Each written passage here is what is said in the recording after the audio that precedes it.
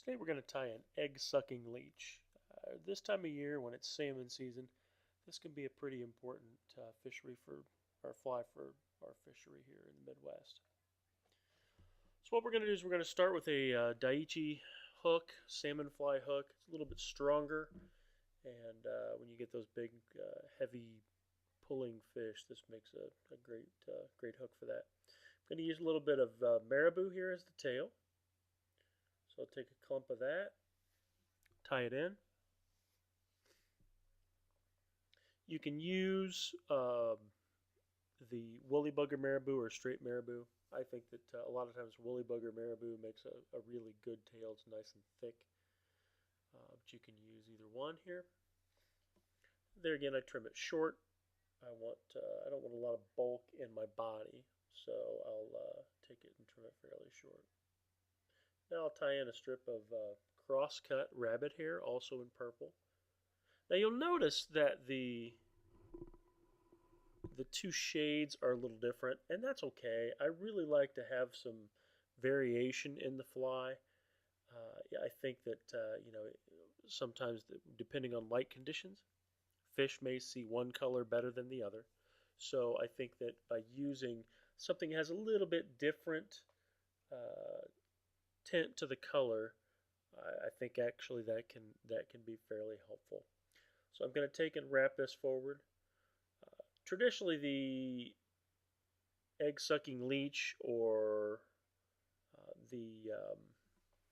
any of the other patterns that, like a streamer type pattern, a lot of times they'll have hackle and the chenille body, like a woolly bugger might. I really prefer the motion of the rabbit fur, the crosscut. So that's what I use. I think you get a little bit more motion out of it in the water than you do some of the other stuff. Now what I'm going to do is I'm going to tie in a glow bug or an egg. In one of my earlier videos I showed you about using this little tool and how it kind of helps you make the eggs. You can make them a little bit bigger, a little bit smaller. Here I'm going to use a little bit more material than I used on the last one. So I'll actually have a bigger, poofier egg. So I'll take and I'll do a figure-8 wrap on it.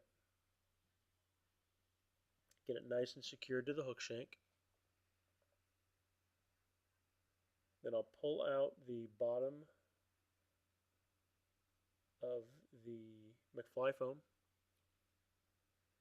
and I'll trim it down just a little bit farther down than I trimmed the last one. I'm going to make a little bit bigger egg. Now in high water conditions or murkier water conditions, you may go with an egg that's this size. I generally like to use them a little bit smaller, but when the conditions allow it, you can get away with a bigger one.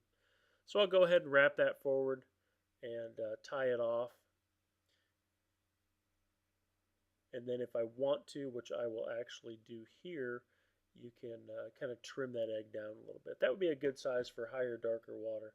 I'm going to trim it down and kind of round it off, the artistic portion of the tying here. You've got the good base, you've got the nice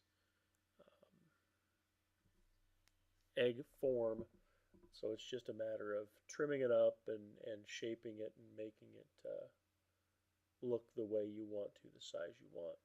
And there again, you can use single color eggs. I like the clown egg. It seems to be pretty popular with the guides up in Michigan.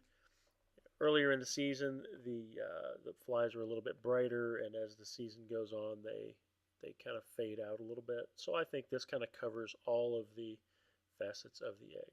Again, this is the egg-sucking leech.